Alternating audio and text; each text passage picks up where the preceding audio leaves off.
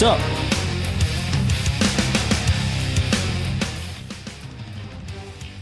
Welcome back. Happy Friday to you. Welcome back to the combat footage stream. I'm Ronnie. I'll be your host again.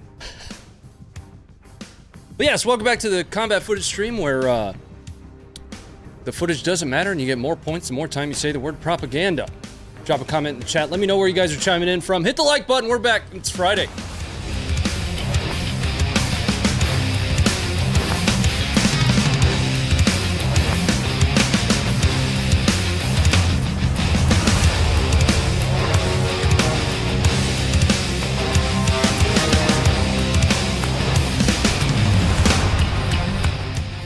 All right. What's going on? Where you guys at? Mexico. I'm here for the shirt. SavTech, baby. Savage Tacticians coming in with a shirt. Propaganda. You can make a song out of that. I bet it'd be a dope song. Hello from Kentucky. What's going on? Iceland, Newfoundland, Helsinki. OH. IO. We had two dudes in my first deployment. They were each from Ohio, and every formation, you know, it didn't matter what we were doing, if we were going out on a mission or if we were, you know, just standing around doing some kind of PC, just something. OH, IO. It's, God, that got annoying real quick. Florida, Virginia. What's up? Dublin, Ireland, Virginia, Arkansas. Happy birthday, Antarctica. I find that hard to believe. Antarctica doesn't exist. Just like birds. Birds aren't real. So I don't have any admin notes for you tonight. No, you know, normally we start the stream with, you know, maybe an admin note or two, if you will. Don't really have anything, you know. Keep on keeping on. You guys are awesome. Website's doing great. App's doing great. We've got a lot of cool changes coming to the app itself, coming to the website. Soon you're going to be able to watch video direct from a homepage without having to dive all the way down into stuff. That's actually going to change the feel quite a bit. We think that's a pretty cool change coming. But I wanted to start right out of the gate with some video. We're not going to be looking at Ukraine for the first video, but we're going to be looking at the baddest ass video of Coasties that you've seen since that Chad of a human being jumped onto that narco sub and banged on the top of it. The very first video that I've got pulled up for us here tonight is going to be right there smack dab on the main homepage.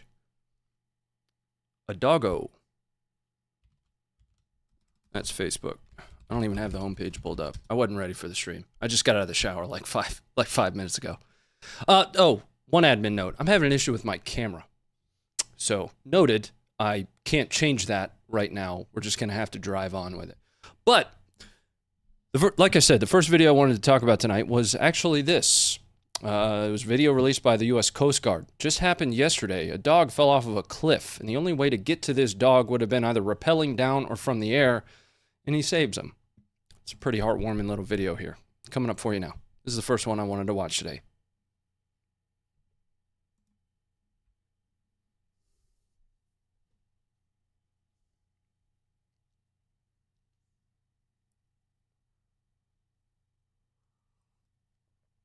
Do you have that submarine footage? We sure do. It's on the website.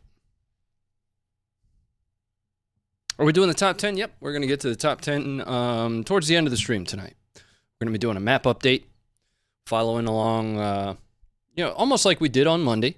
You know, we'll probably be here through about 7:45 Eastern. It's 6 o'clock Eastern right now.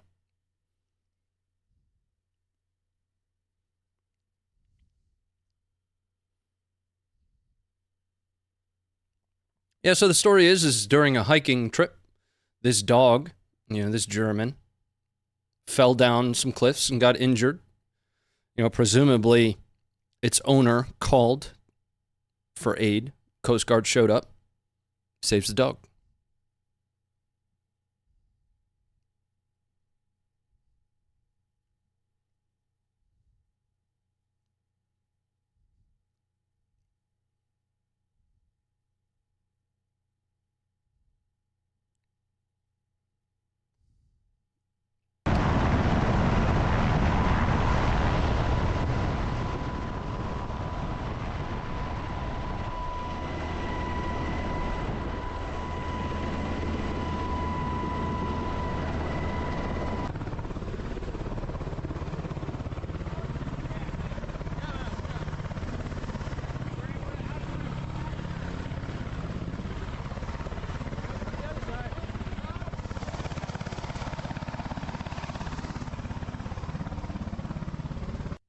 How do you know the dog's nationality? We're going to be spicy today.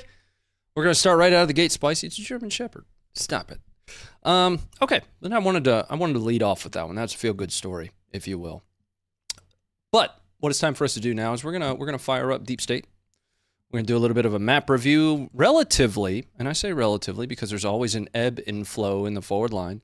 Relatively few changes to the forward line, though, since we talked on Monday. Now, again, when I restructured the streams and added Monday back to the stream for those that weren't here, this is the first time we're really going to be following footage this week through the forward line of troops in Ukraine, right? We're not always only going to cover Ukraine, but when there's the amount of footage that we have now, that just makes the most sense and is pertinent for us to do so. Once we get to the top 10, there's going to be other footage in there that's not necessarily all Ukraine. But today, just like we did on Monday, I want to take you through some of the few changes to the forward line of troops. And we're going to use Deep State to do that because they have it articulated really well. And I can also show you military land. Military land is a little bit different from Deep State. Deep State does a little bit better of a job, identifying, the ebb and flow of the forward line, what's changed specifically. For instance, if you wanted to see the changes, the most significant changes, I'm using that term loosely, the most significant changes, you can always go back in time by clicking this button down at the bottom and then just going backwards or forwards, previously or currently.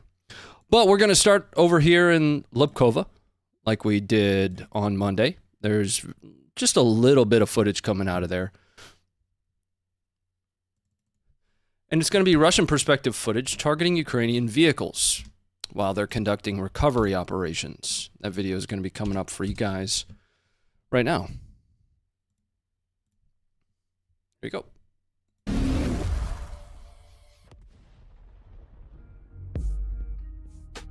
Copywritten, spinning that down.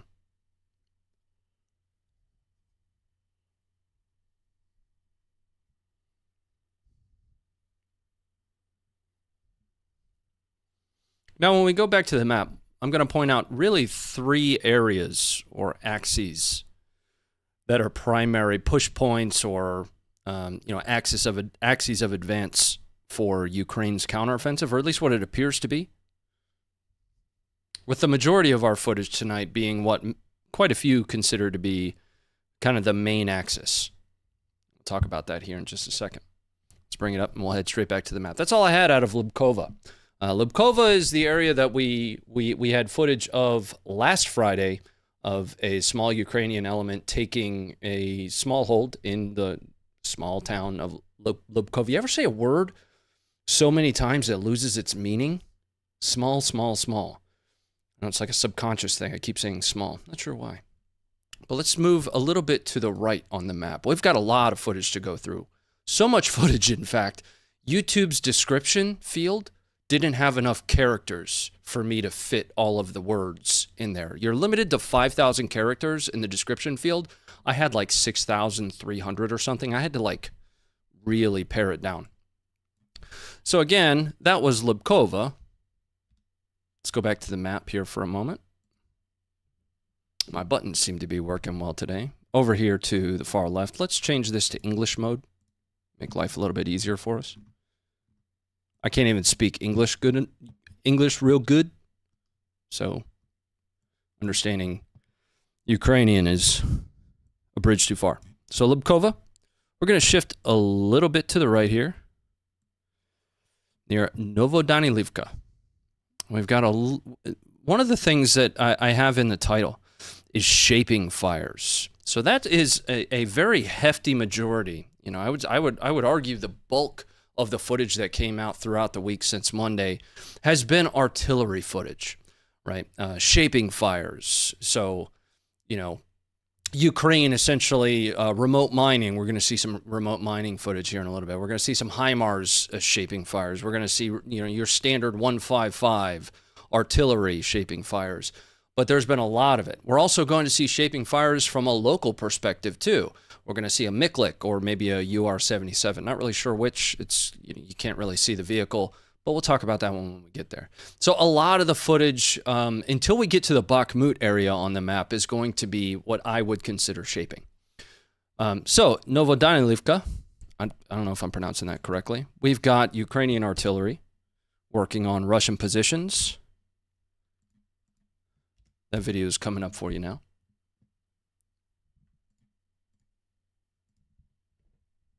Buttons are really responsive today. Just snapping right to it. 1324. Thank you very much for $50. Wow. Keep up the great work. Feliz cumpleaños. Cumpleaños? What does that mean?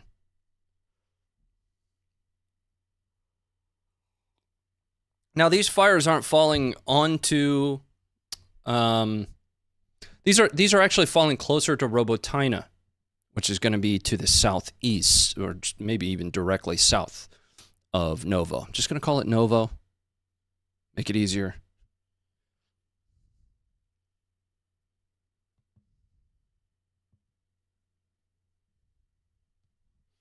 And I'll show you that here on the map. Robotyne. Did I get it right that time?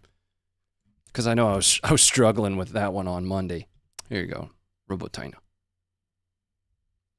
Down here. So those shaping fires are taking place all in this, Russian occupied area here, on the lead or path towards Robotyne. Near Robotyne, I've got another video for you here, and this is going to be an FPV drone strike of a Russian MTLB. This one's actually pretty interesting, because if it's the one I'm thinking of, yeah. If it's the one I'm thinking of, you have the return of the Punisher skulls, except this time it's the Punisher skull with like a drone on it. We did the Punisher skull thing in our footage too.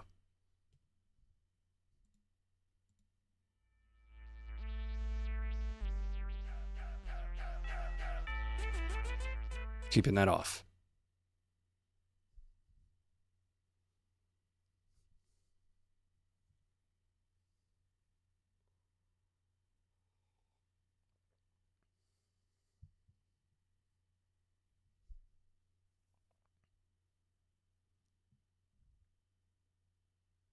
It's pronounced Robotyne.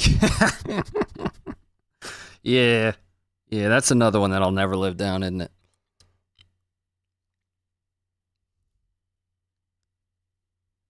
All right, let's bring that back up. So again, we're following along on the map from west to east. I just find that to be the easiest way to do it. I'll bring the map back out and show you from a top-down perspective really where we are right now for those that, like myself, are not geographically inclined. Coming up for you now. So we're starting, at least relative to where the primary axes of advance in this quote-unquote counteroffensive or these shaping fires, whatever it is that we're seeing here, whatever you want to call it. We started in Lobkove here on the far west, and we're doing the same exact path that we took on Monday. We'll be following that forward line all the way up until we get just past Bakhmut. That's about where the northern edge of the footage that I have ready tonight is. Now, we're also going to see a couple Russian strikes in civilian populated areas that took place, but we'll get to those when we get to them. Now, something that's notable, over the last week or so, we've seen continuous footage and photos and more footage of an armored assault that took place along this axis, which you guys will recognize were I to pull up a photo of multiple Bradleys and a Leopard in a field. Well, more footage has emerged from that area. I wanted to make sure you're seeing it, make sure it's getting covered. Since we were live on Monday, at least, this has emerged. What you're going to see here are Russians looting those vehicles. Discretion is advised on this one. There are going to be deceased in this video. Video's coming up for you now. Something that's notable here is some of these vehicles appear to also be running. That is notable. Что у нас укропчики? Пиздато они тут и курят. живут. Вот они, пидоры горелые. Вот они, суки. Вот он, чмо. А, кишки снаружи, бля. Фу, бля. Фу, бля. Воняет. А вот пидораска до сих пор работает. Бредли ебаная. That's a Bradley. Appears to be running. О, что там, Ромаха? О, ты граник. РПГ-22, да? О. А? Где? О! Нихуя! У меня теперь крутая винтовка! О! О! А, ну этому пизда, он сгорел. М4. Так, БК забираем. Ага. Опа. Так. Так. Так, БК заберем. Тихо.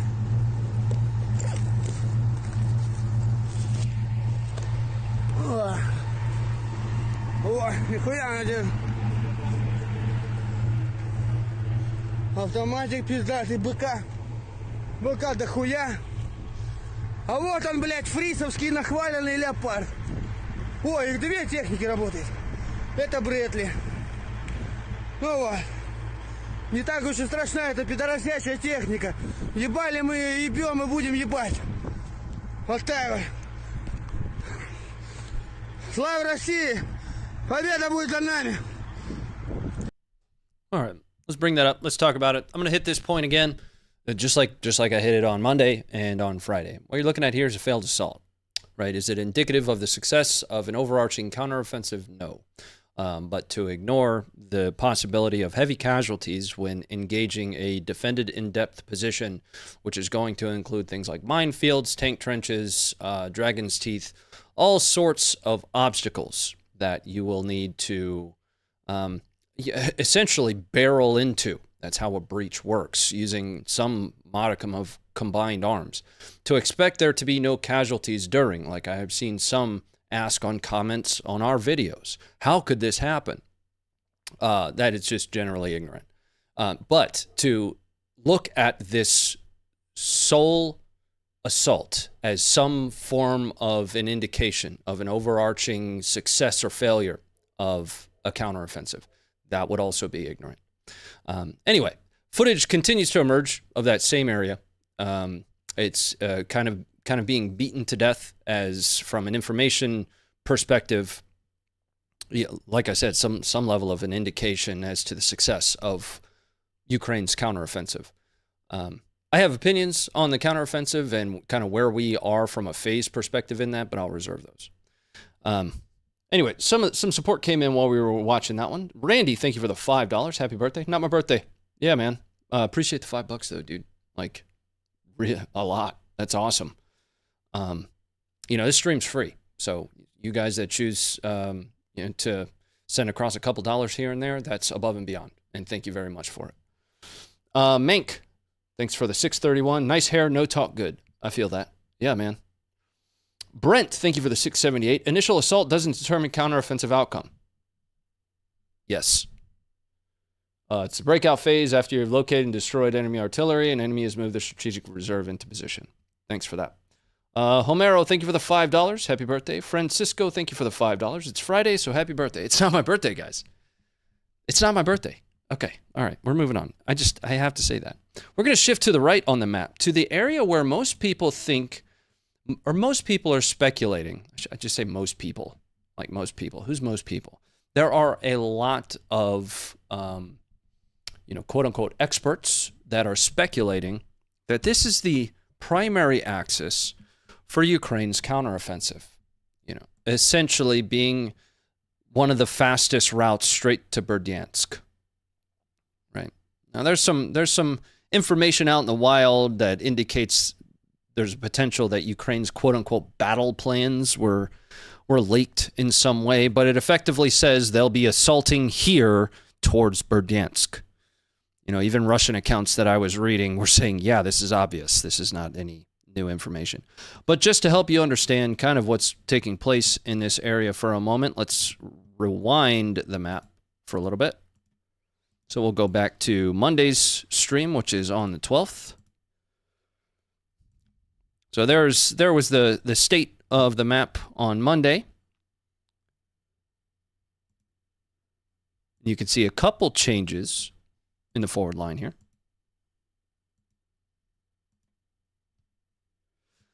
Most notably, the capturing of Makarivka, which we are going to watch some footage of right now.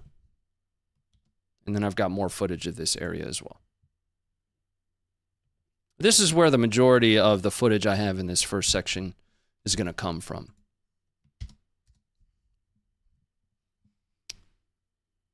Video's coming up for you. This is going to be a short 7-second clip or so that shows a Ukrainian assault. It's got MRAPs in it. There's a single tank in the lead. But as they enter into Makarivka, here you are. And then we're going to watch a slightly longer version, but we'll talk about that here in just a second.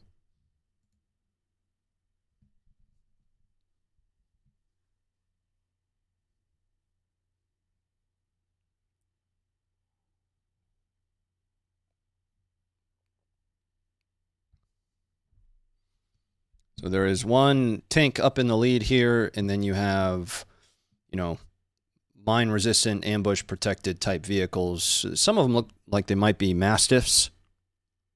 They don't look like Max Pros. But we're going to watch a slightly longer version of this that has a couple edits in with some interviews that were done. And there's an additional clip. But it's all very short individual clips of footage. If you guys have longer versions of any of these that you see in this assault of Makarivka, tag me in them on socials. That would be very helpful for us to get those archived, right? So all we have is these short, you know, low context versions of this that I have seen, right? We're not going to catch everything. We're 5 people. We're 5 people. Coming up for you now.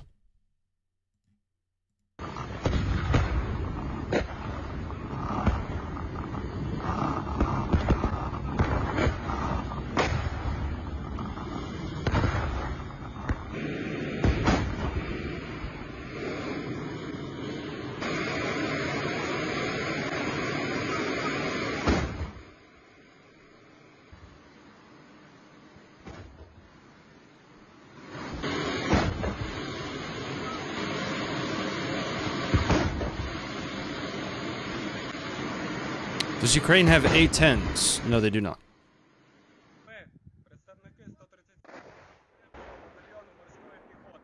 35-ї бригади морської піхоти, звільнили село Макарівка Донецької області від російських загарбників. Але вони не полишають бажання забрати це село обратно. Вони працюють, як бачите, артою, мінометами, танками. Але ми будемо стояти, бо ми морська піхота. Вірні завжди. Слава Україні! Героям слава!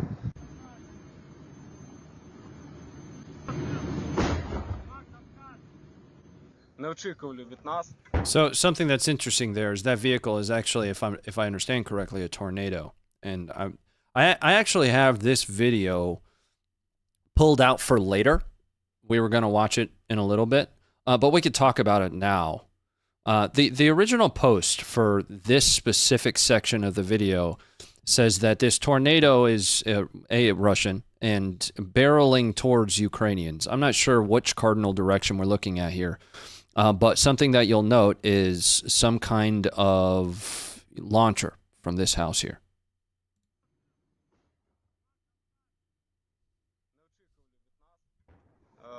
Такої приті, коли ми на мастіфах, просто на мастіфах, вони відразу почали відступати, відразу. По правому краю села почали просто відступати через поле. Поки ми займалися кожним будинком, тому що це треба зачистити кожний будинок, кожний підвал. Із чого в них було кілька, мабуть, десятків хвилин, та вони змогли втекти. Але не всі. Група орків залишилась у нас в тилу. Після чого сьогодні спільно з 2-м батальйоном 35-ї бригади. All right, let's bring it up. I'm going to take you guys back to the map to once again kind of just reinforce where we are in Ukraine. Coming up for you now. Like I mentioned, this is effectively the area of Ukraine, of Donetsk / Zaporizhzhia, that most are considering to be the primary axis of advance, based on what we've seen so far for Ukraine. That specific video, those two specific videos we just watched were from Makarivka. But we got more footage of shaping fires from the area. Like I said, we've got a lot of footage of shaping fires that are taking place down here, right? Well behind the line.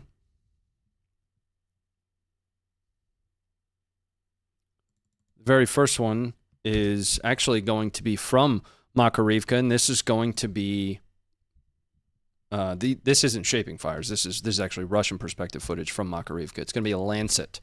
I'll show you those shaping fires here in a second. I'm getting out of order on my script. Give me a break. Coming up for you now.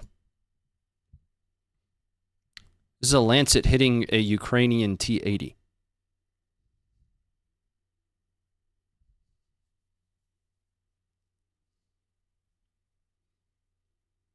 Could possibly be the same T-80 that was leading that column.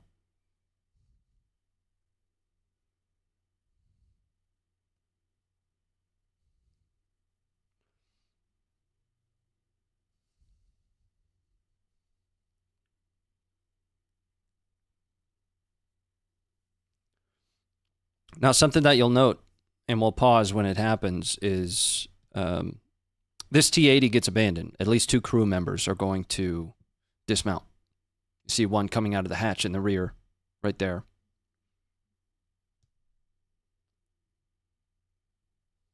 There's your 2 crew members. One here, and then I think there's another one still crawling around on the top. Unless I missed him already. All right, let's bring it up. Now, let's get into some of that shaping. So HIMARS is still absolutely active in the area. I want to say this one was the HIMARS versus the MISTA platforms. Yeah, it is. So there were a total of 5 self-towed or self-propelled artillery systems for Russia taken out by HIMARS, or what is believed to be HIMARS, just based on the way these explosions take place. And they're well behind the forward line. So HIMARS is absolutely I see that camera acting up. Yeah. I don't know what it is, guys. I might just have to replace the capture card. I've had that capture card now for like 5 years. There's a likelihood it's going bad. Anyway, HIMARS still very much so active, despite reports you might have read or heard. What you're going to see here is 2 of those self-propelled artillery systems being taken out by what is likely HIMARS.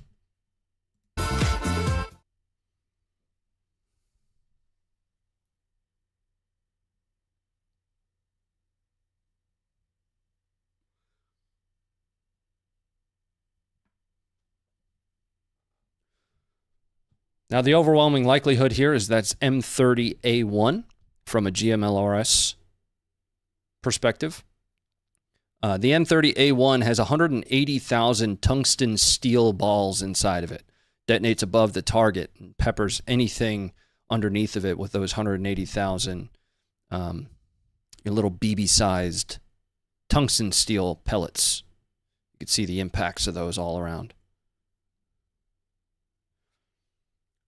From an accuracy perspective, HIMARS is extremely accurate. It has a CEP of, I want to say, 3 meters, 5 meters, something along those lines. If you don't truly understand CEP, and this is a layman's understanding of it, not an artillery guy.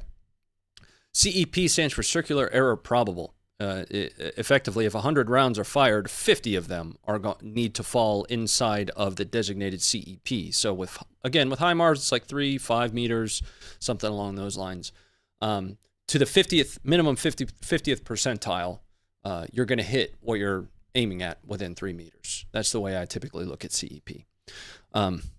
Now, more of what I would consider shaping fires here. Rams Remote anti-armor mine system. So Ukraine is using RAMS, R-A-A-M-S, in their 155s. What it essentially has is 9 anti-armor submunitions that when you fire it, it drops those, and it's, you know, anti-armor mines. This truck, supposedly laden with, this Russian truck, supposedly laden with ammunition, supplies, minimum of ammunition, hit one of them.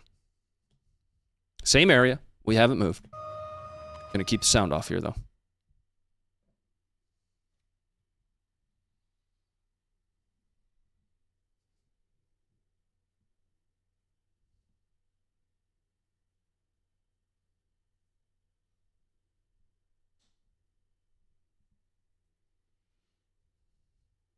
Lame channel. Ma'am, calm down.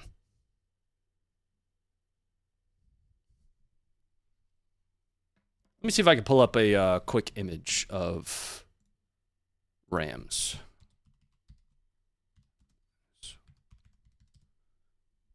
Just something to help guide your understanding of it here. This might work. So it would theoretically be fired by, you know, just about any NATO 155 system.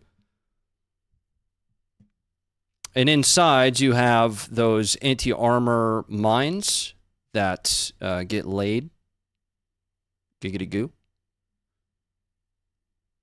And you can use this to disrupt supply routes. You know, once again, shape the environment.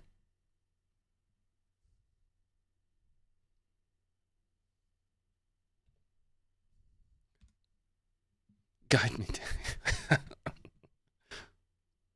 I need to check in on the support because thank you guys very much for it. Trevor, thank you for hitting the member button. Welcome to the Funkers, man.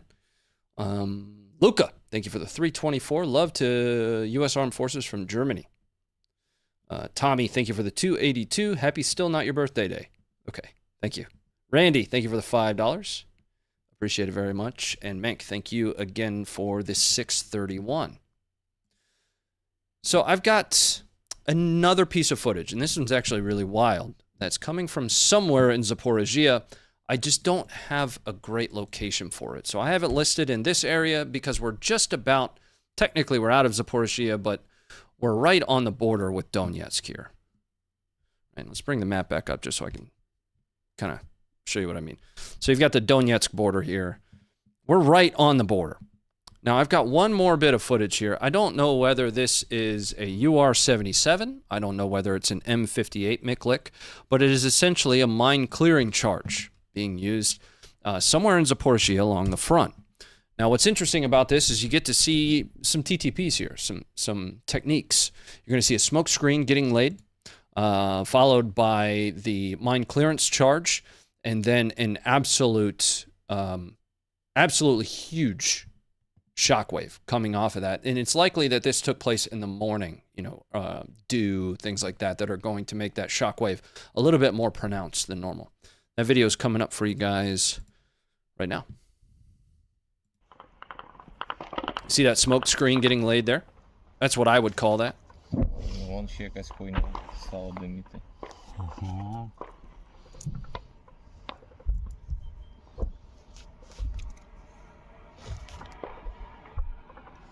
Ага, вон там тоже дымову въебало.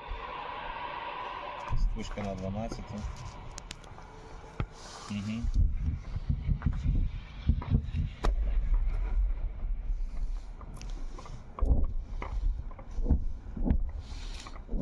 Танчика вже не видно. А, це ур. А, це да. В'їбе так, що пізда. Да. Ух ти. Буде ядерний взрив. Блокбастер. О. Ох, красота. Твою мать. Let's watch that again. Ти. Буде ядерний взрив. Блокбастер. О. Ох, красота. Твою мать. Нет, это то, это, блядь, шнурки, да? Да. Це типа для розмінування. Устройство розмінування. Ми минулий раз туди Справа від Ну, зупинки я уркує. пішов. Друга пішла. Він закидає просто шнур. You can actually see the charge following along with that there. Який потім підривається, Да. правильно?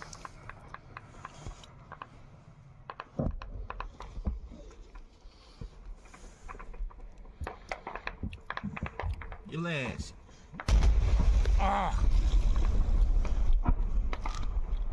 Кришечно. Ха-ха. One more time on that one. І лезь.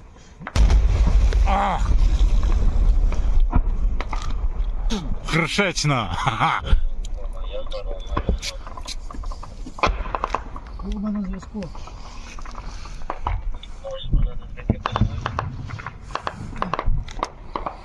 Горинич з нашої сторони в сторону дороги на Ланцеті.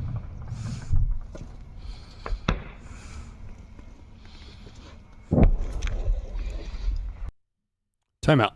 Silver and gold. You have a question that I would like to answer. So your question says, whatever, 150,000 in dollars, the value of possibly the M58 line clearance charge here. For what? Quite literally what it's designed for, clearing mines. Okay. Question answered. Moving back.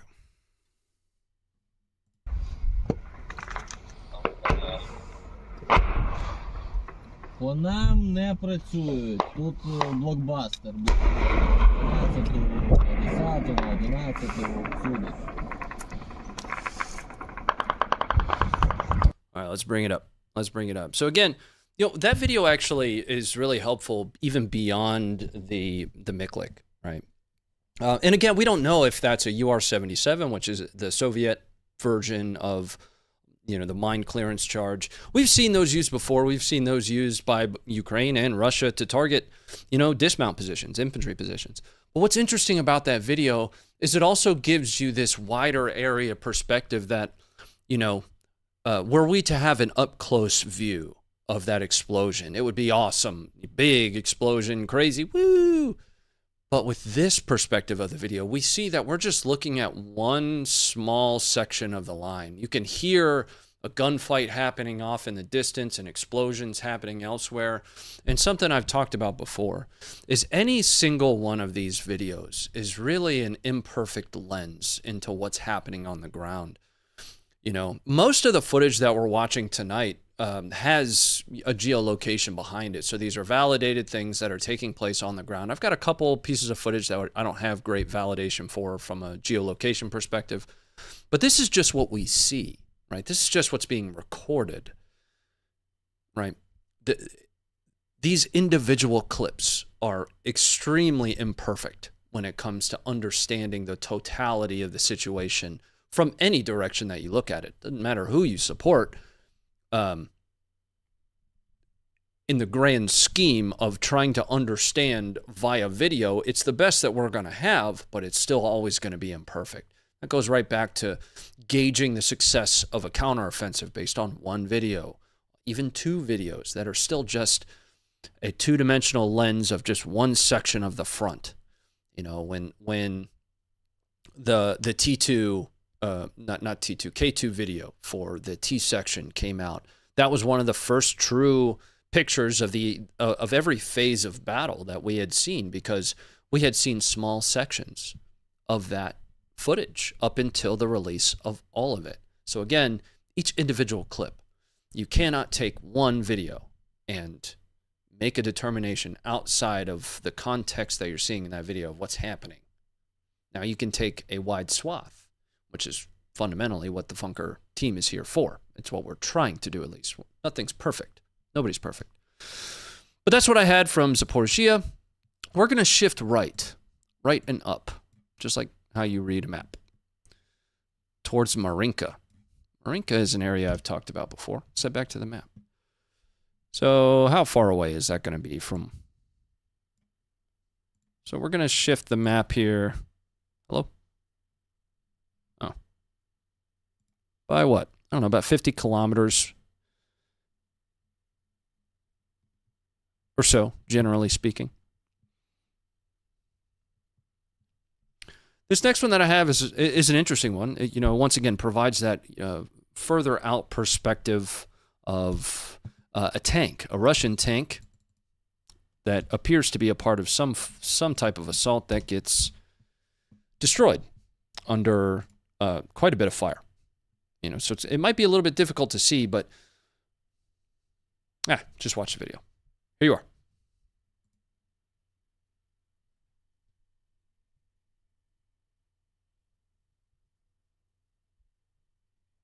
There is no sound to this one, guys.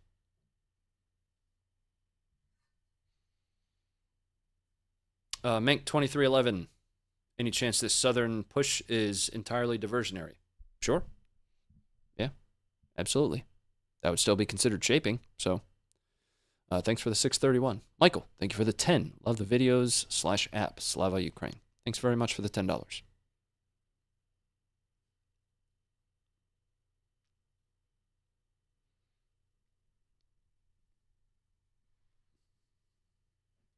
Once again, Tony Hawk Pro Skater moves from our drone operator.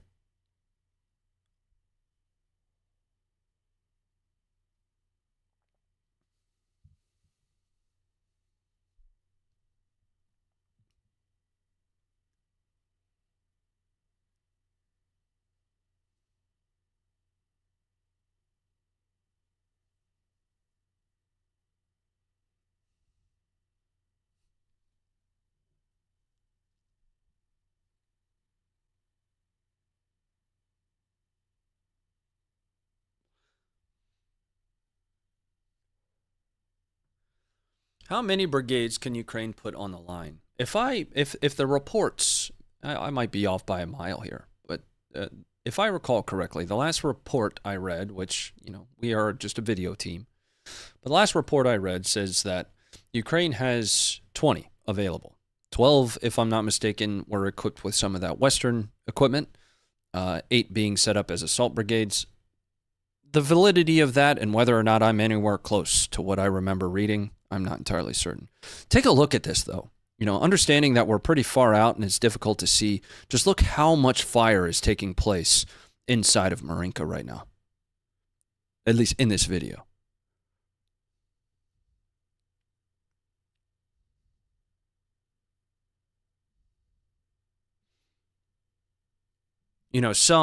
Some footage that you might come across might just be this section of road showing an explosion here or there, or maybe, this part of town that shows, infantry moving from house to house. This is the kind of footage that helps to put into perspective how large, how much is going on.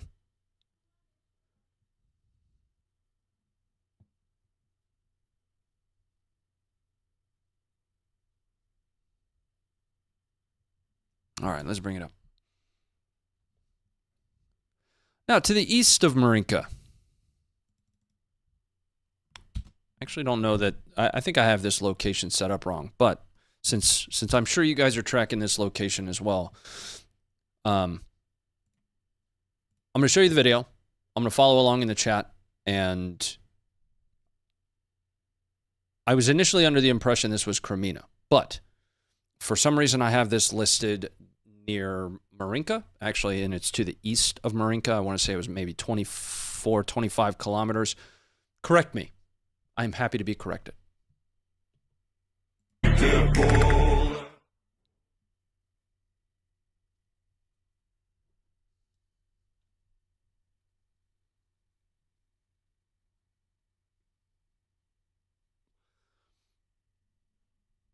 Watch that again. Something that you'll note here is once that strike hits,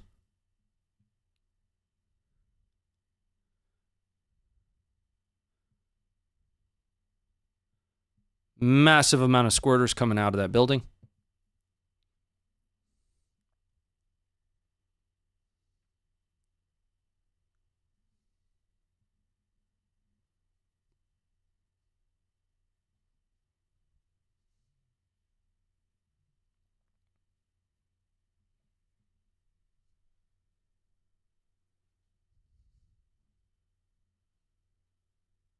All right, let's bring it up. Now, what I want to do really quick is I want to pull up geoconfirmed just to double check. Nope, I had that correct. It is to the east of Marinka. And has been geoconfirmed by the good people over at Geoconfirmed. Doing a lot of great work. Once again, I am happy to lick that boot because that's awesome work, helping us really stay in tune and connected to where exactly all of this stuff is taking place. If you don't know Geoconfirmed, you know, I believe I have some links to them in the stream description somewhere. I can also give you a link to this specific strike over on their map. Fantastic work. All right, let's move. We're going to shift to the right even further. Well, kind of to the northeast, if you will. We're going to move to the area around Avdiivka.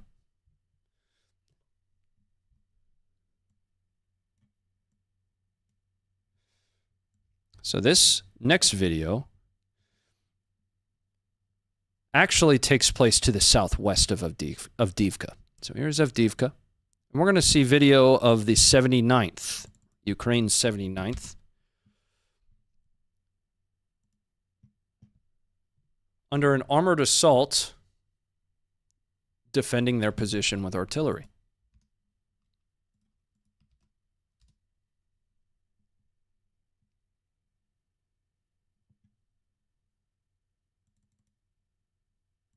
I copied the wrong one. Coming up for you guys now.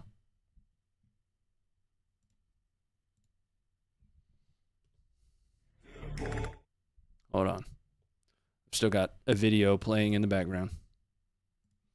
And I happened to notice a comment. Stop muting all of these songs. Copyright problems, bro. Can't do that. So these are Russian tanks assaulting Ukrainian positions. A tank and a couple armored personnel carriers, IFV types.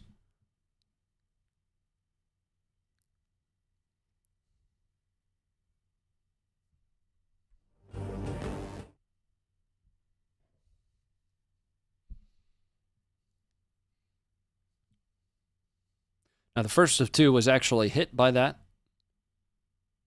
those fires. This one's going to turn tail. The tank is going to continue on. You saw the troops dismount there. Not sure how much damage has been done to this. It's obviously still moving.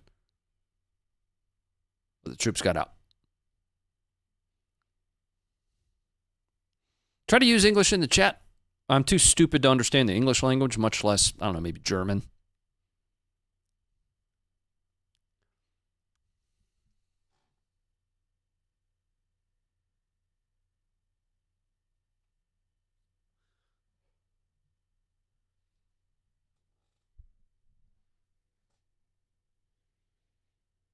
New map update just dropped. For which map? I follow like 4 or 5 different maps. Deep State, Military Land, ISW. Nix sprechen Sie Deutsch. Let's bring it up. So footage from inside of Avdiivka.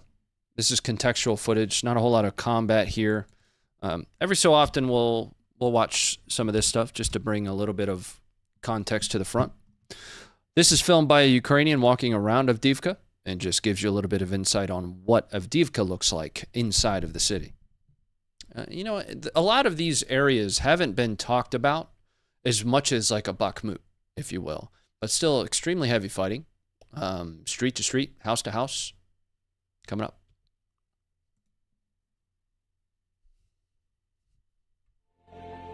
Copywritten.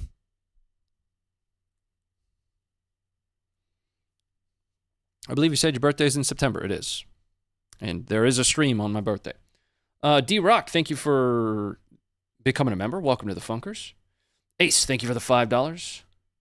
Ronnie, first off, happy birthday. Shout out from Davis Monthan Air Force Base. I have a name for that sweet Army combative video, the chicken choke. I'm not sure what you're talking about. I have a training video set for us to watch at the end of the stream. That might be in line with your comment there.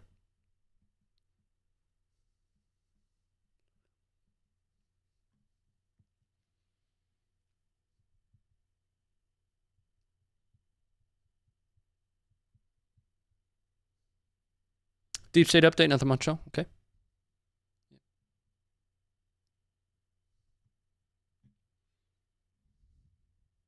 All right, let's bring it up. Pretty sure we watched this all the way through. I was reading. That's what I have for Avdiivka. I'm going to refresh deep state.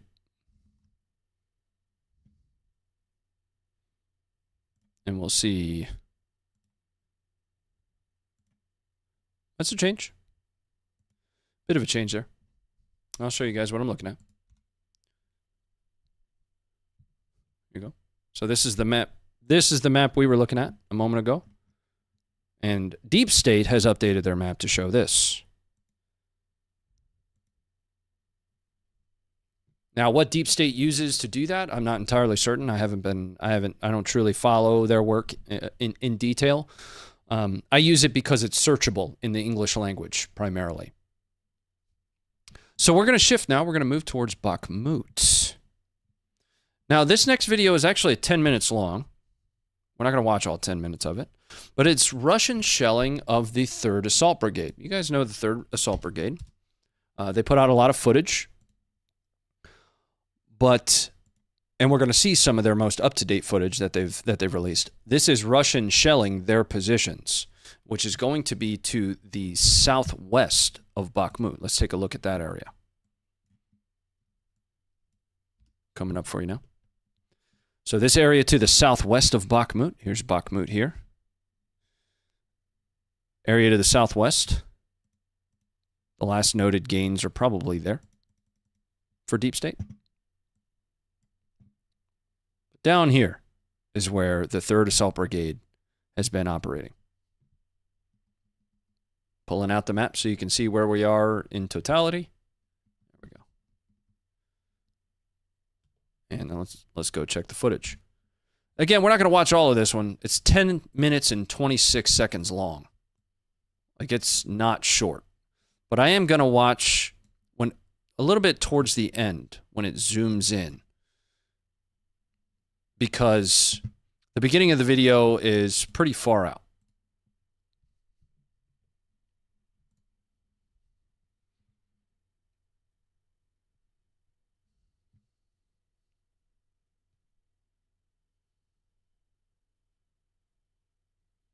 The video showed Monday the guy doing the tactical crouch jump fire was something special. Yeah, the hop, fuzzy bunny hop. It's a very technical maneuver. Towards the latter part of this video, and again, this is about 10 minutes long, 10 minutes, 26 seconds. I'll give you guys the link to the full thing if you'd like to watch it. It's on our Twitter.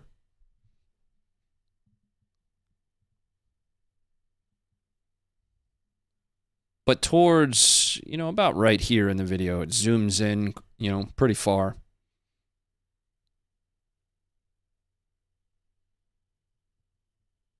Whose POV? We are looking at Russian artillery hitting Ukrainian positions.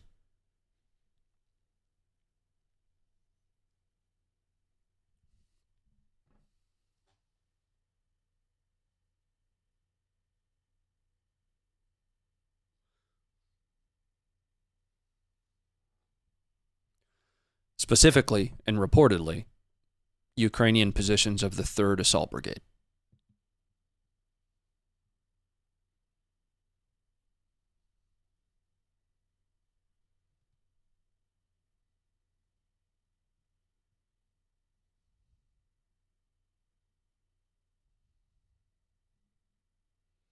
We'll watch about another minute of this. I gave you the link to the full 10-minute and 26-second video. But we still have a lot of footage to get through tonight. That's why I'm kind of zooming through some of this stuff.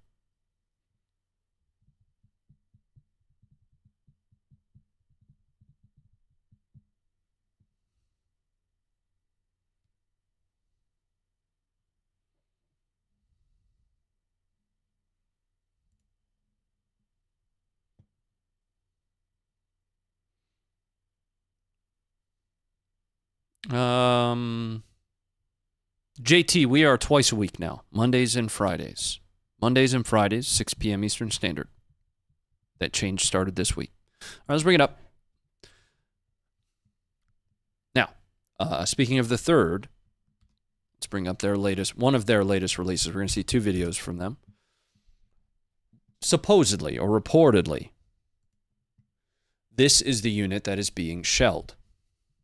The 3rd Assault Brigade.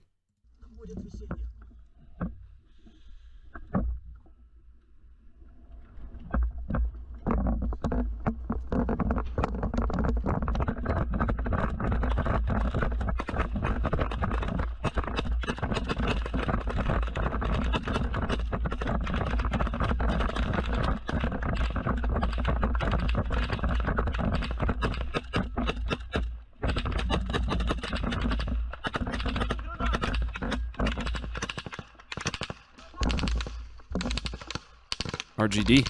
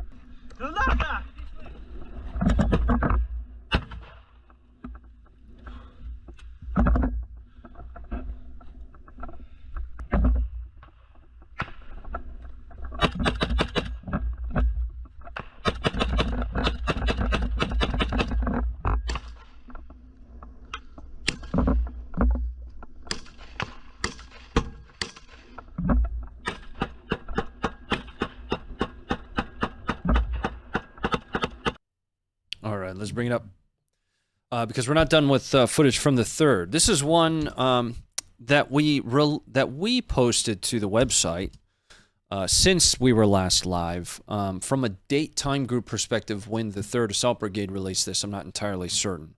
But what you're going to see here, I would say is discretion somewhat advised. One of the 3rd Assault Brigade gets hit and walks off to a armored personnel carrier for treatment. That video is coming up for you guys now. Same unit, same area.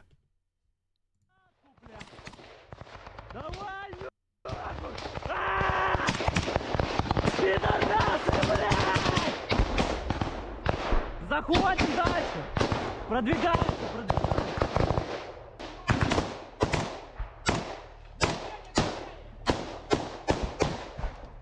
Очищаем полностью.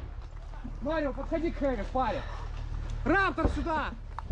Крой туда, 12.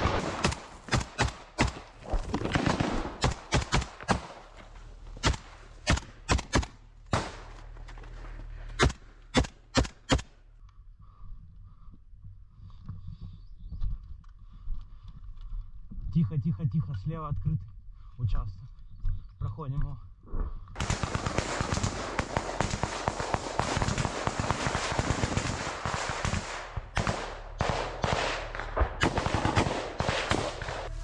Нужна помощь в эвакуации. Машину. Давай за меня, держись. Давай. Туда, туда. Давай. Проходи. Ляду открой! Я наложил турникет, смотрите, давайте, короче, спасайте его. Закрывайте, закрывайте. Тут 2 блиндажа, их рассыпухли дохуя есть. Ну да, это ж пидорские позиции.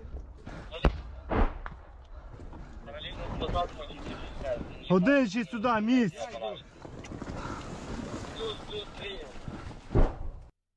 All right, let's bring it up. So I saw some questions in the chat. Where's this at?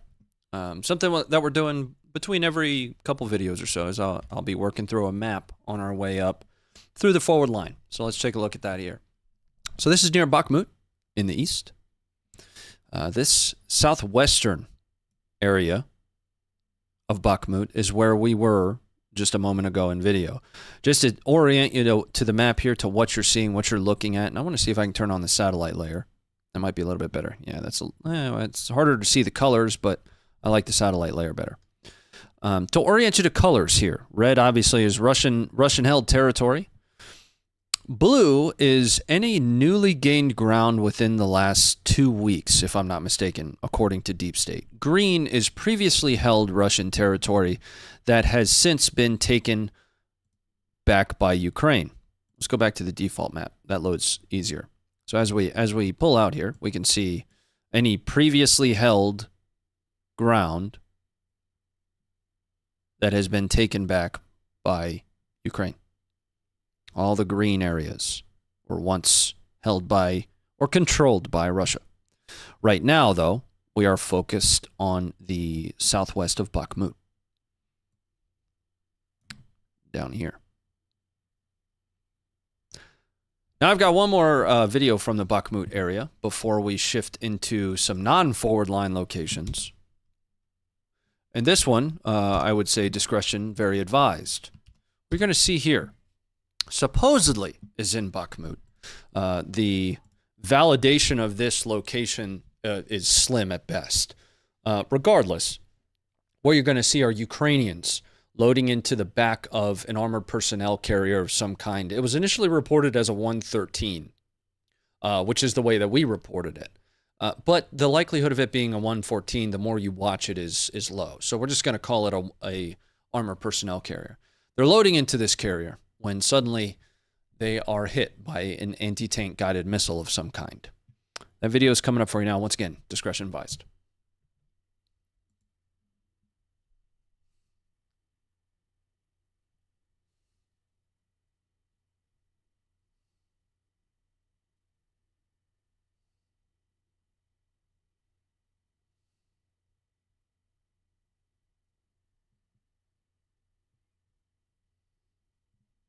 All right, let's bring it up. Okay. We're going to shift here to some non-forward line locations. Specifically, Yasnohorika. Let's pull that up on the map really quick.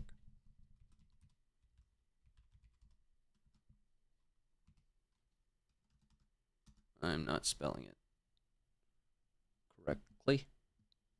Yasnohorika.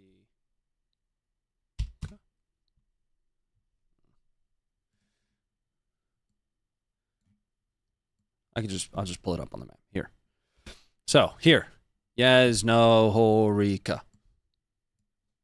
Let's just bring this all into context here. Kramatorsk, Yasnohorika. Specifically, this little area right here.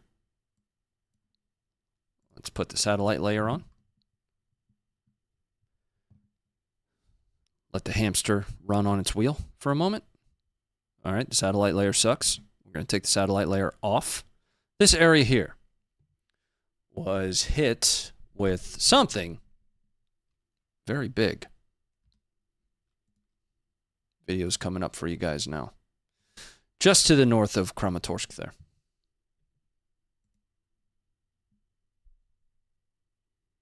It's reported that there were 2 civilian casualties in this, if I'm not mistaken. Civilian killed, I should say. Casualties includes wounded.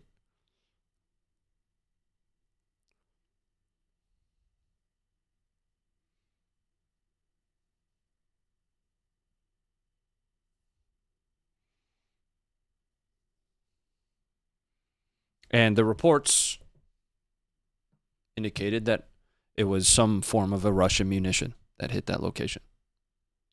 Big crater, yes. bring it up. Specifically, what rocket or missile hit that location, I can't be certain. But we got another one near Kryvyi Rih. That I know I'm not pronouncing properly, so my bad. Let's bring that up on the map.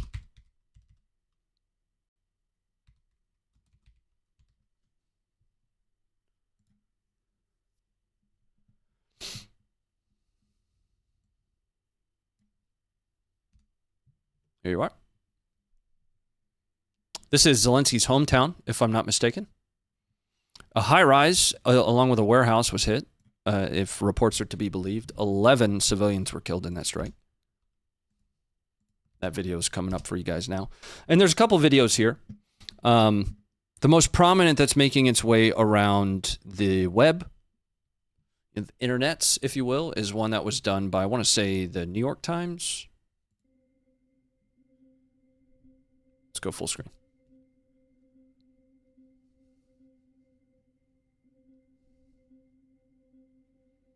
But there's other footage of this as well that we'll be looking at.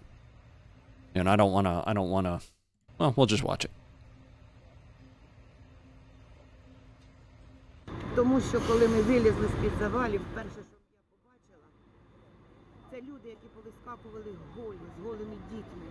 І з сусідніх будинків, де теж все повилітало, вискакували люди, виносили капці, халати, воду, ковдри діткам. Що вам допомогти, що вам надати, яку вам допомогу надати, ходіть до нас. Отакі в нас люди. Let's bring it up because there's other footage for us to look at here. Here's another video.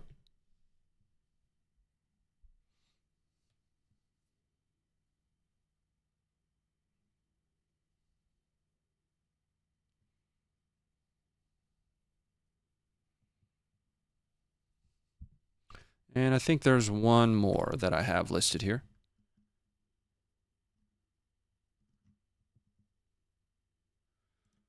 Same area, just a different video.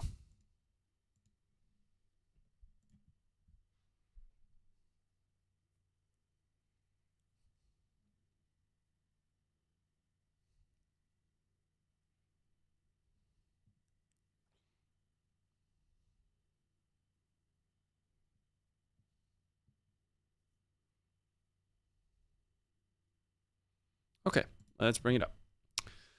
That's what I have working through the map. We are not done. We're not anywhere close to done. Like I said, we're probably going to be here until close to 8 o'clock tonight, Eastern time. We're on Eastern Standard Time. We're going to be jumping into some other interesting videos that we have on the app that we found out in the wild that I don't have great locations for, but are still relevant, pertinent. The very first one here is actually just, I thought, a really interesting video of the Tornado G. The Tornado G is an updated version of the BM-21 Grad that is essentially fitted with it's an upgrade that allows it to fire both cluster munitions along with thermobaric munitions. It is Russian perspective footage, RIA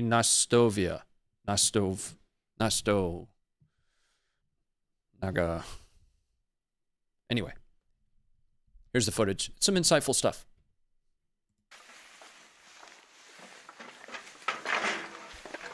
Something to note, though, and something that you'll notice if you know the differences between a BM-21 Grad and a Tornado G, is you're actually going to see Grads in this as well.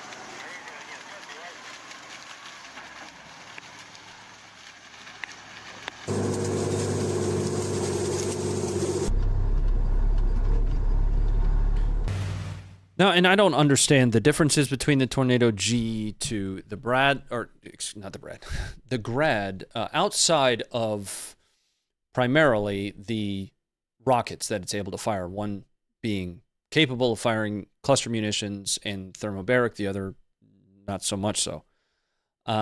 There is one other difference, though, if I understand correctly. Don't quote me on this one, but I believe one of the challenges with the Grad is having to dismount the vehicle to aim it using optical sights. If I'm not mistaken, the Tornado G, you are able to essentially conduct everything from inside the cab. Now, again, don't quote me on that. Recommend if you want to dive into that further. You've got tools like Odin Weg that you can look at. There are apps available on your phones now. Josh has been having a lot of fun with an armored vehicle app. I just don't recall exactly what it is. That'll help you do more research into vehicles specifically. Another video coming up for you now here. This one's an interesting one. I'm not sure. According to the initial report, it said that there was some kind of anti-aircraft capability in this tower. I don't know, but there's a big tower in the middle of some forest in Ukraine, and it gets hit by a Ukrainian FPV drone. That's what happens in the video. Here you are. Copyrighted music.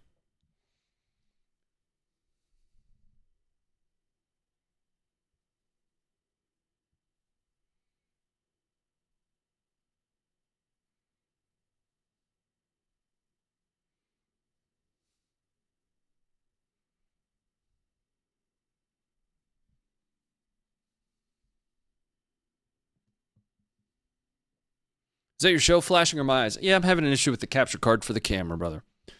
Just something I've got to change.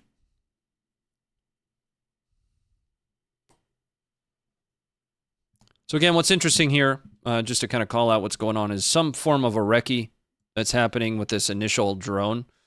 You know, you see this Russian troop here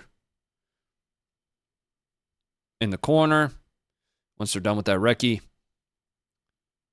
they're pointing at this launcher here as the anti-air capability. You can barely see it because it's covered by these planks. It's just back here. Then they fly the drone into it. Bringing it up. Need to check on the support. Thank you guys very much for it. D-Rock, thank you for the $5. Hey, Ronnie, love the channel. Andrew's shirt. Shirt's awesome. Savage Tacticians. Big fan of theirs. The Losers was a great movie. Underrated. Definitely underrated. I watched it last night, ironically. You think the West will provide Ukraine with handheld anti-drone capabilities? If I'm not mistaken, they already have. You know, the electronic drone guns, I don't know, 12 gauges. Yeah. I mean, we have at least one video that purportedly shows a drone being shot down with a 12 gauge. It's at some distance, though, so there's a higher likelihood that in that video specifically what we're seeing is rifle fire taking the drone down. But my understanding is anti-drone capabilities are already something that's being provided. Thanks very much for the 5. Gunslinger, thank you for the 762. Happy not your birthday. Appreciate it. Oliver, thank you for the $20. Wow. Hello, man. I moved to U.S. in 2014 from Ukraine. Thanks for your work. I would say it's pretty accurate info you have on your channel. And thank you, USA, for all the help you provide to Ukraine from my family and friends. Well, thank you for the 20. Ace for the $2. The Twitter video, you goober. Yeah, I know, but you're giving away something. I know what you're talking about. Tano Tatico, thank you for the 223. Bigfoot is real, and he helped me commit tax fraud. Good. Taxes are theft. Bertus1, thank you for the 648. Let's keep going on the footage here. We've got more. This one is a really interesting one. What you're going to see here is a volunteer unit. I want to say the Sunshine unit, if I recall my Twitter post correctly, hitting a Russian-held house a couple times, if I'm not mistaken, with an AT4. Don't have a great location for this one, though. Don't really know where this takes place. The woods around kind of remind me of Crimea, but outside of just a dart-to-dartboard guess, I can't be certain where exactly in Ukraine this takes place. Coming up for you now.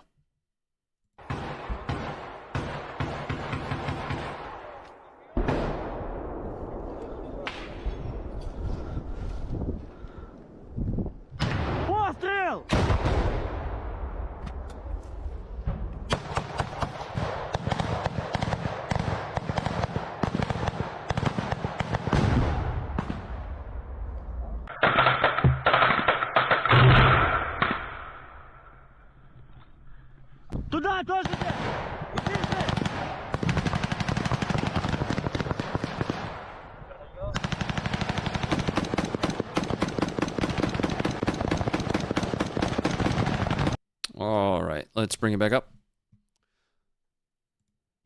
Going to keep shifting here. Now, we've talked about this before. The use of decoys, right? That's something that has been prominent for Ukraine. We've seen wooden decoys. We've seen Russia using decoys, the wacky, wavy, inflatable air defense system. What's interesting is when they get targeted. So a couple of Ukraine's decoys were targeted by Russia. And this is something I've talked about over on my personal stream, which we'll be following up this stream with right after. We're going to be tactical blocks. Anyway, we'll talk about that later. This is something we've talked about over there. There is a claim from Russia that they've destroyed X amount of HIMARS, Y amount of this vehicle and that vehicle. And I think that some of that has foundations in truth, at least to their understanding. The likelihood of Russia having destroyed some of what Ukraine has deployed forward as decoys for things like HIMARS and Leopards is extremely high. And from their perspective, from that top-down look on an ISR or drone, these are going to look pretty convincing. So there's a likelihood that Russia truly believes that they have destroyed HIMARS, when in fact, there has thus far been no proof of that. I'm not saying it hasn't happened. There's just no evidence of that. What we're going to see here is evidence of those decoys being destroyed. The first being a Leopard. The second, I think, also is a Leopard. I'm not sure. Here you are.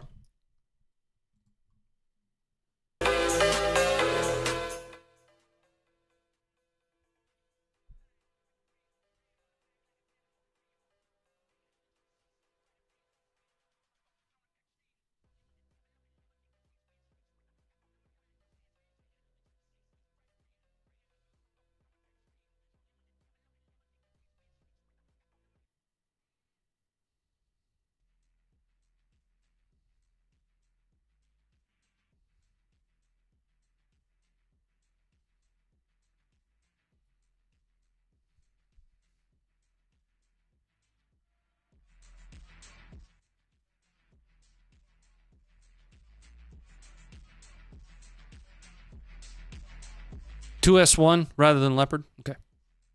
My bad.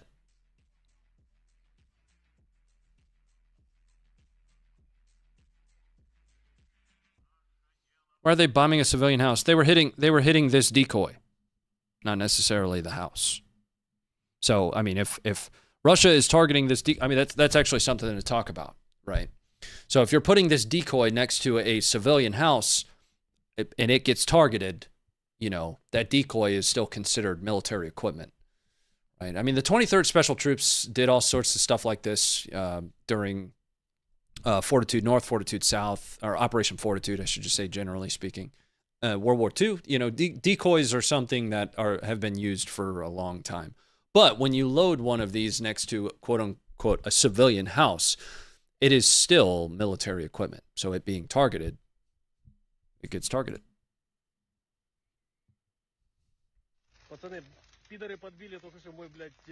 And there is that decoy on fire. Let's bring it up. This next one, and this is the last one until we get into our top 10. We do have a top 10 section tonight, and it's an interesting top 10 because it's technically not a top 10. Like, it's more of a top 5 within 10 other videos, but I'll talk about that when I get there. This next one is actually probably somewhere in the north. I don't have a great location for it. There's a likelihood that it's also in Russia. What you're going to see is a Russian recon team inspecting Freedom of Russia Legion tanks and then subsequently destroying those tanks. Why exactly they destroyed them rather than recover them and use them, I'm not entirely certain.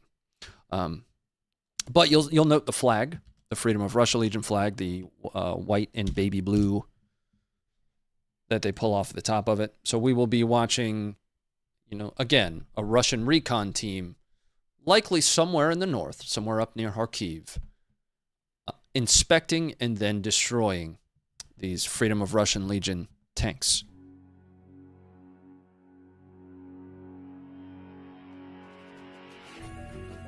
I don't know if that's copywritten. We're going to have to leave that off.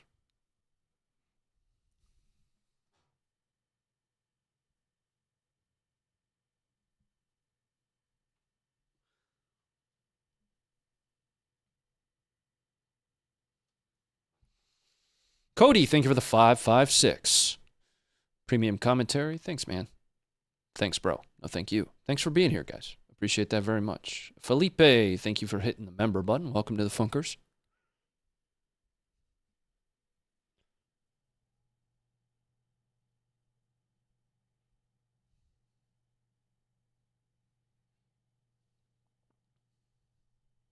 Yeah, it's difficult to tell if there's maybe a mobility kill on these.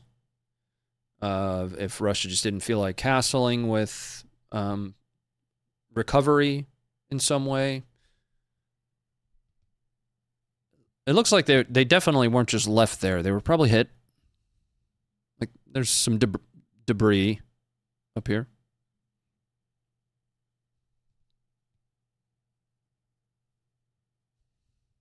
You've got side panels. Debris. Ugh.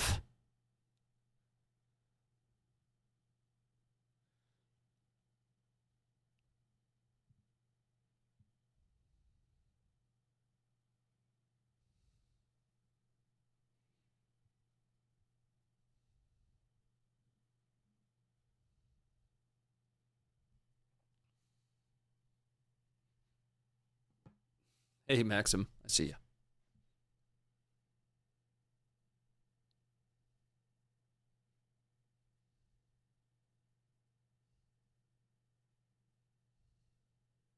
Humongous. Thank you for the 50.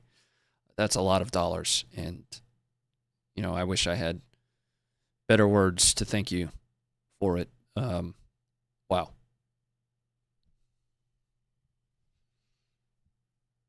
So what you saw there is essentially two perspectives of the same situation.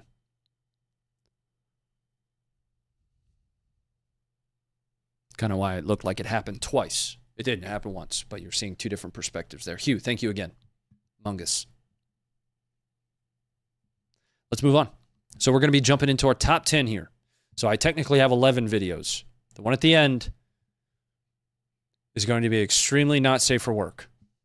At the very end of the stream, you're going to have to stick around for it. Number 10, and this is, so for those that might be new to the stream, let me know in the chat if you guys are new to the stream. While we're watching this, while we're watching the footage here, I am hanging out over here in the chat, reading through, seeing comments. This is, we have community listed in the name of the page for a reason. That's ultimately one of the reasons for the stream, is to connect with the community, to hear what your thoughts are about things. You'll hear me ask about things, right? Oh, wait, I think there's one more video. There is. Before we get there, I'm going to need everybody to debate in the chat whether or not he hits this shot. I meant to start with this, but then we had the dog rescue, and I like dogs.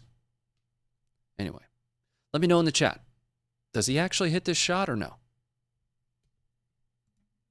Можу сказати, якщо ти не хочеш нормально навчитися стріляти з подствола, чи совєтського, чи америкоса, блядь, і реально, і грайте, задрочуйте в сталкер. Ну я вам клянусь, я на сталкері не навчився стріляти, хуль ти тікаєш звідси. Блядь, хочеш щас скину, блядь, куди скажеш? Давай. Бо я не вірю вообще. Дивись, я щас без прицелу. Страхань. Я буду без прицелу кидати. Давай сюди по підерам, ось сюди, по посадку. Дивись, щас перед посадкою попаду. А? Сталкер, блядь? Сука, сталкер, блядь. Григорович, мені сталкер 2 безкоштовно дайте. Львів'яни. Я без приколу на повному серйозі можу. All right. I'll give you my opinion at the end, if I remember. I'm pretty stupid. Anyway, I meant to show you guys that one. So, top 10. Top 10 most watched videos on the Funker 530 app and website. Coming up for our very first one. And some of this stuff, since we're back to doing 2 streams a week, some of this footage we will have watched on Monday, right? We will have covered it in our map review. And this one is one that we covered on Monday. But what you're going to see here is a Ukrainian armored personnel carrier. Unknown location, somewhere in Zaporizhzhia. Maneuvering across an open field when it hits a mine. Discretion advised on this one. Coming up for you now.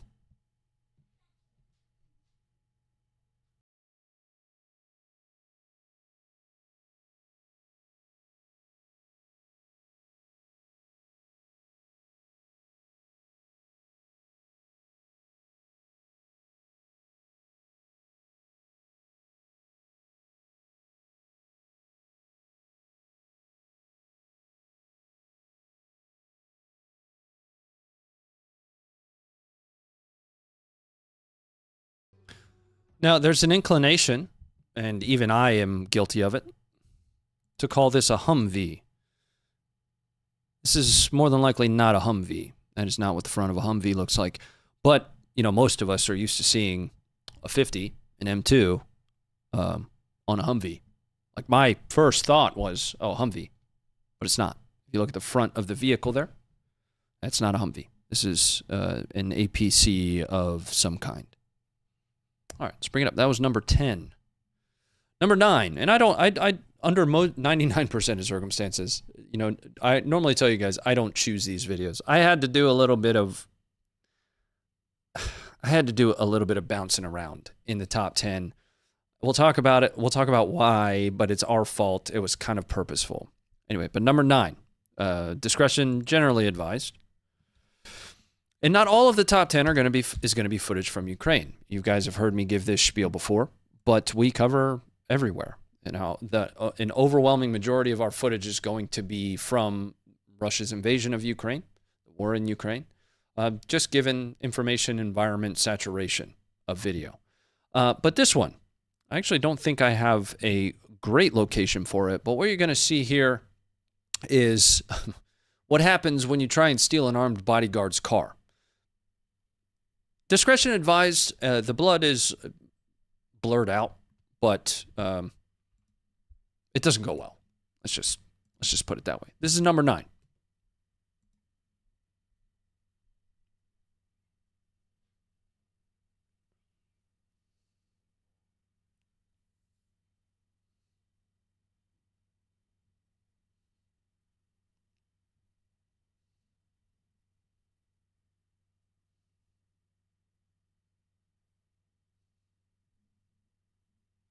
All right. There we go. If you guys ever want to do this, all you got to do is click on our trending section. We go through the last 7 days. And that stuff's all for you right here. So we just watched this one and this one. Now we're going to watch this one. What you're going to see here is a Ukrainian tank versus a Ukrainian MRAP. But they're pitted against each other, technically, because of Russia hitting one of the two of them with a Lancet drone. So essentially what's going to happen here is the Ukrainian tank is going to be pushing an MRAP going in reverse.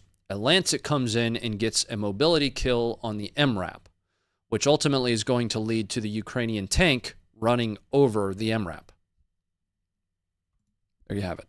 So that's what you're seeing here. Coming up for you now. This is number 8.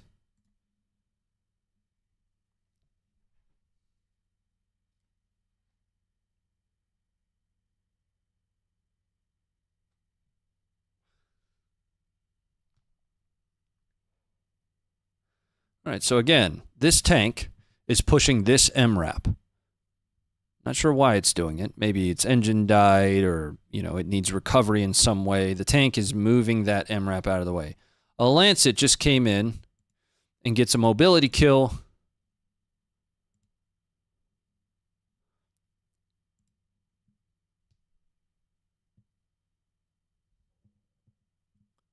on the MRAP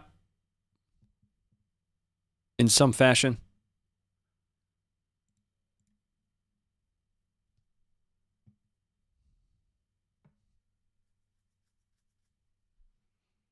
To where it can't turn. You know, I don't know if it was fragmentation, but now this tank's just going to drive over it.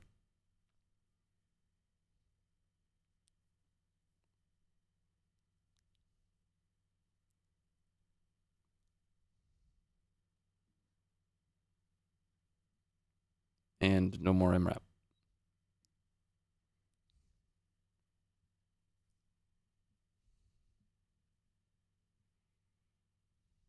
right, let's bring it up.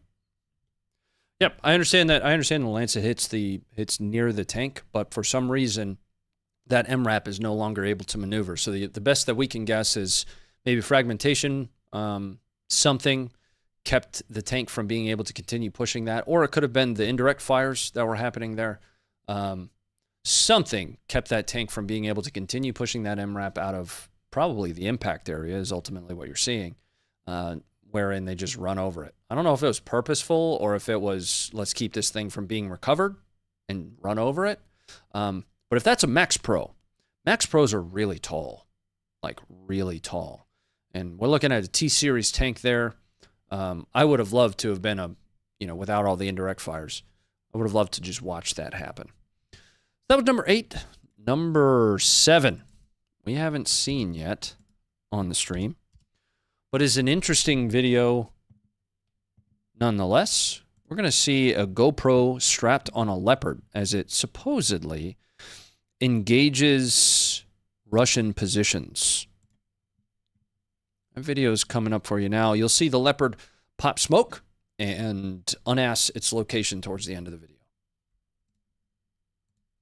Video's coming up. Let me adjust quality. Make sure we're showing the highest. Yep. All right, good to go. Here you go. Copywritten.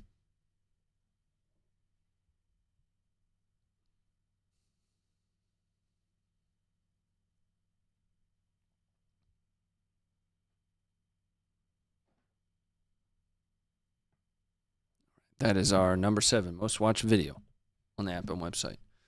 Let's take a look at some stats from that one. So you're looking at about 27,000 views on that with 159 comments.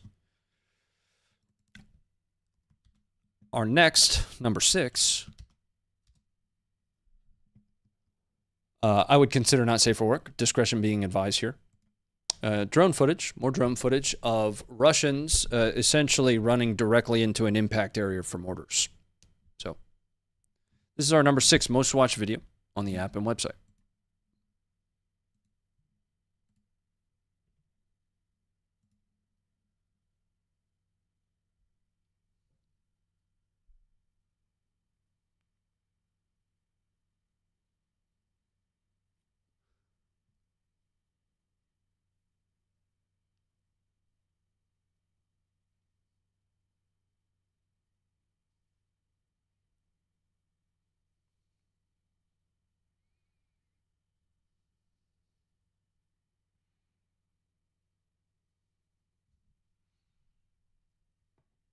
All right, let's bring it up. I need to check in on some of the support before we get into the top 5 here. And I actually timed the stream perfect. I think we're going to get, I think I'll let you guys leave right around 7:45 Eastern. So we got about another 20 minutes on the show. Mellow Yellow, 10 minutes. Wow, math is hard. Goodness. Mellow Yellow, thanks for the $9.99 for the 10. In Russia, Iran building drone factory. In the future, do you think Ukraine will be allowed to hit military targets in Russia? Ukraine has. So they have conducted incursions into Russia. You know, you can say they were successful or not successful. It just really depends on how you're looking at how to look at it. They have hit, you know, other military sites in Belgorod. You can make the argument that some of the incursions, not just the Freedom of Russia Legion, but to airfields, were probably backed in some way by Ukraine. So to say that they haven't, struck into Russia would probably be a falsehood, in my opinion. I don't want to get into kind of a theoretical back and forth on that, though. That's just an opinion. You know, I think there's many different ways to look at it. Striking Iranian targets in Russia is an entirely different thing, theoretically, though. Thanks again for the 10. Payne, thank you for the 20. Appreciate the heart there. Let's get into our top 5. Okay. So, you guys have seen this footage. This is more footage from that same spot in Zaporizhzhia, where the Leopard and multiple Bradleys were taken out. Kind of continues to make its rounds. But again, we're working through the top 10. So this is going to be one of those videos that's been looked at. Rather than seeing a top-down perspective, though, what we're going to see is up close. We're going to see helmet camera footage of the crews of those Bradleys and potentially even the Leopard as they were hit and taking fire, attempting to return fire. Video's coming up for you now. This is our number 5 most watched video on the app and website.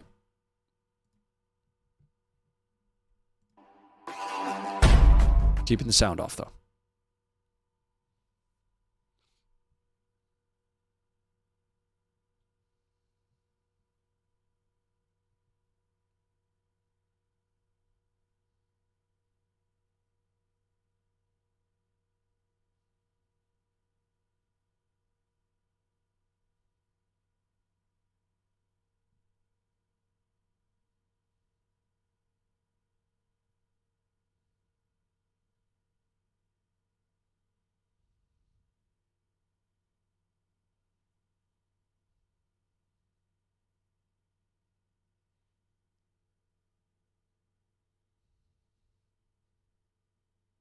Ron, make the sounds. Pew.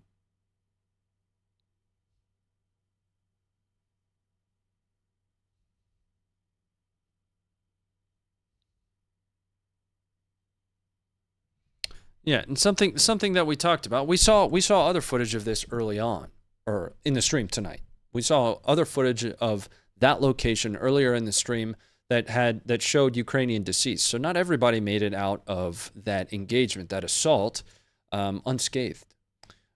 But we can see that the crews, at least some of the crews of those vehicles and maybe even their dismounts, did survive because we're watching footage of them from helmet cam.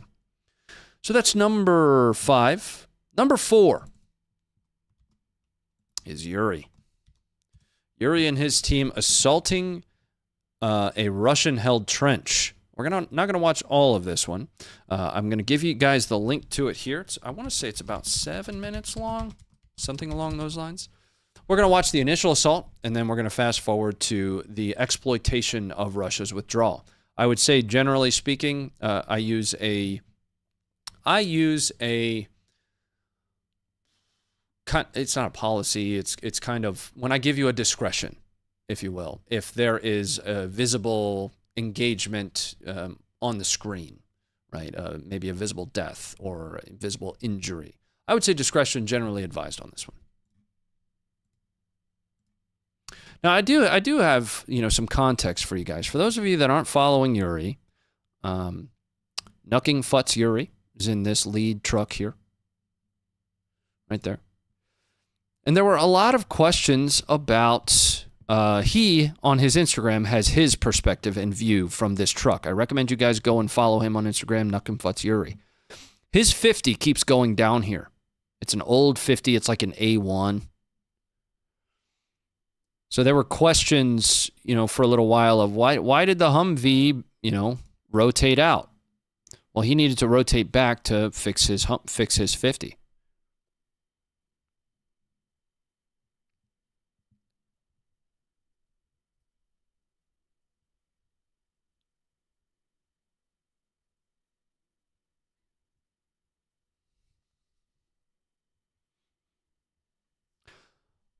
Steve, thank you very much for the $5. What's the purpose of the different color armbands? So red, white, those are going to be primarily what Russia uses from an IFF perspective.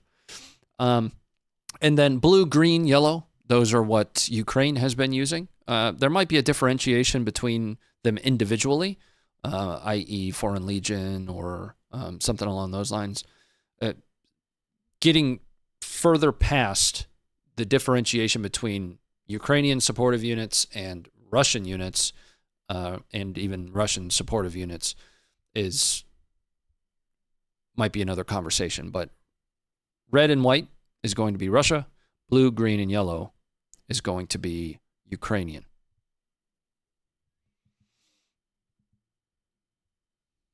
Oh, this is the short version. Okay. So, this is the short version of this assault. There is a longer version of it. This one's only about 2 minutes long. The longer version, let's see if I can grab that really quick. And I'll give you guys the link to it, because that also includes the exploitation phase. The exploitation phase is when essentially the enemy turns and runs. You exploit that. You fire on them, right? That is pretty common practice, to exploit their withdrawal. Here is the longer version of that video. It's about 8 minutes. Okay. We are going to move and continue going through our top 10, though. But you can find that one in the top 10 as well. This one you guys are familiar with. I'm going to give you a map for this one, though. Storozheva. We watched this one earlier this week. This takes place in Storozheva, which is here, along that what some would consider primary axis of Ukraine's counteroffensive. Here.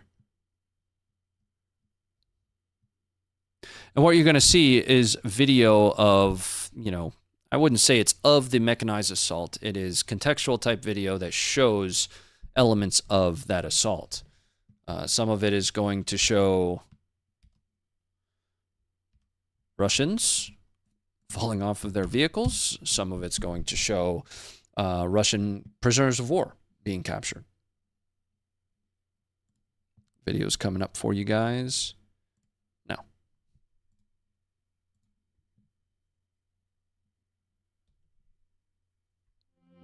Copyright music. Or just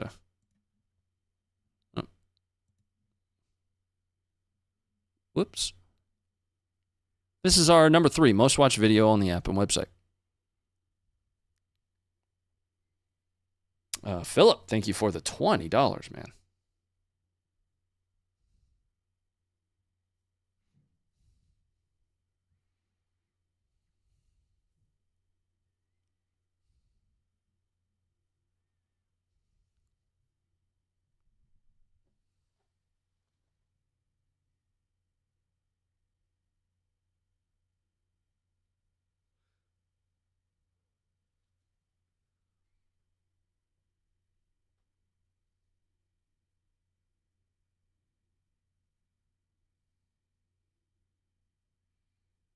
These are those Russian POWs.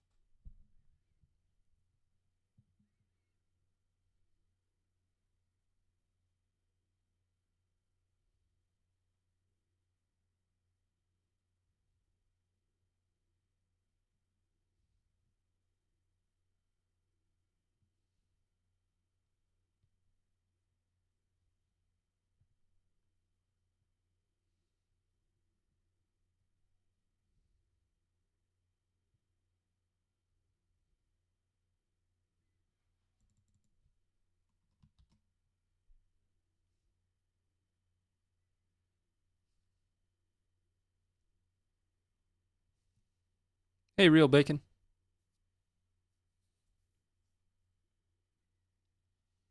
All right, let's bring it up. 2 more, and then we'll, well, technically 3 more videos. I just have to warn you about the last video of the night, once again.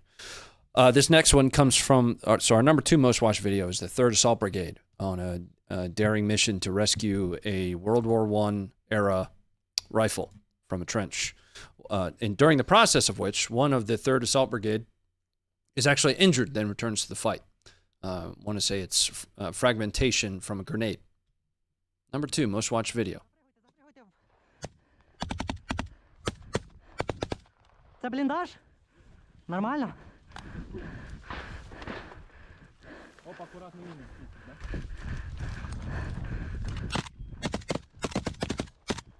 Заход. Сорі, брат. Чисто. Йдемо далі. Быстро, пацани.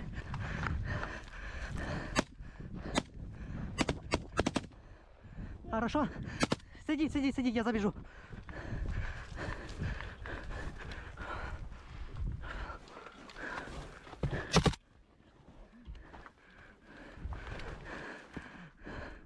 Нема ніхуя, пацани. Єсть? Нормально? Це наша чи чужа?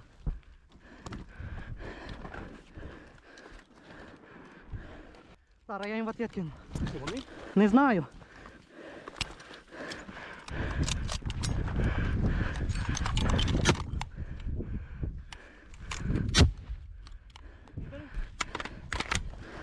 Задор, зв'язок!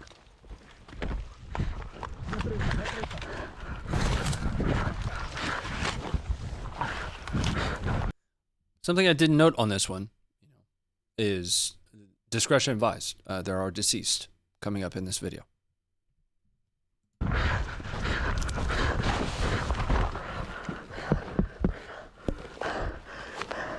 Я 300, пацани!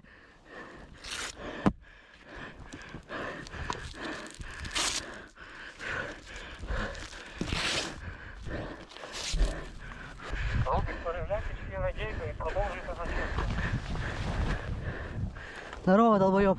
Не.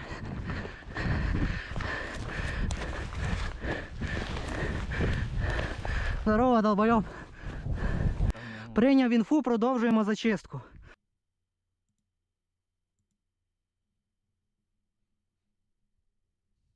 All right, let's bring it up. All right, so we have already seen our #1 most watched video on the app and website. This takes place to the east of Marinka. And it is what, if I understand correctly, and I'm happy to be corrected on this, so take this with a grain of salt. If I understand this strike correctly, it is a HIMARS strike. But what you're going to see here is a Ukrainian strike on a very large collection of Russians at a training area to the east of Marinka. DC Williams, thank you for $100, man. Wow.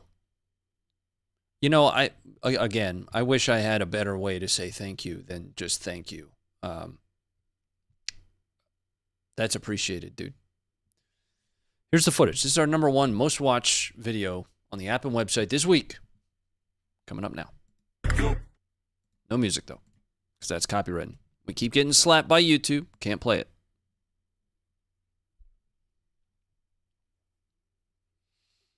So a lot of you scoffed at the terminology of squirter. That's actually military terminology. As they come out of the building,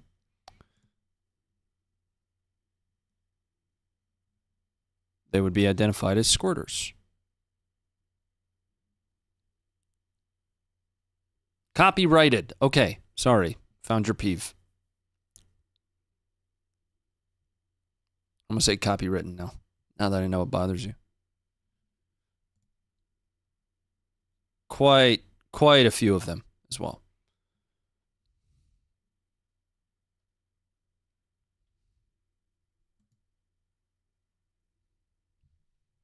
All right, let's bring that back up. Skej, thank you very much for becoming a member. Welcome to the Funkers. Well, guys, that's mostly it that I have for you this week. Happy Friday to you. You made it all the way through the week without being put in jail for choking somebody out, or I don't know. Maybe you are watching from jail. I don't know. That's cool. But we appreciate you very much. Please do your very best to enjoy your weekend. Thanks for hanging out with us for a little bit. Check in on the app. We're onboarding new writers and growing, scaling the team as much as possible. But that's going to be it for me here. I'll see you guys over on the other stream where we will spend some time trying to raise some money for veteran charity. It's going to auto redirect you over there. The only thing I'll leave you with, though, is you need to get out there and train. Protect your neck. But, to be honest with you, sometimes you're going to have to protect more than your neck. Specifically,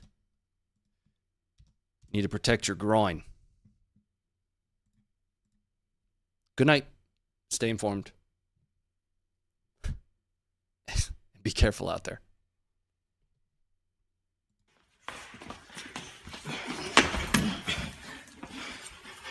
Boy, take care of your business, bro. Y'all grown ass man, bro. Why you grab my dick, bro?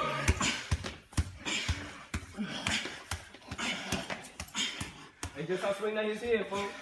Stop Yeah. touching my dick, bro!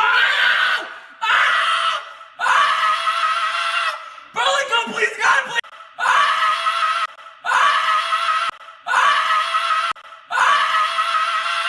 Burlington, please, God, please, Bro, stop. I'm letting go, bro! Bro, I'm stop letting his go! dick, bro. Bro, let go of my dick! Please let go of my dick! Bro, let his dick. I'm sorry. Good night. We love you. Bye-bye.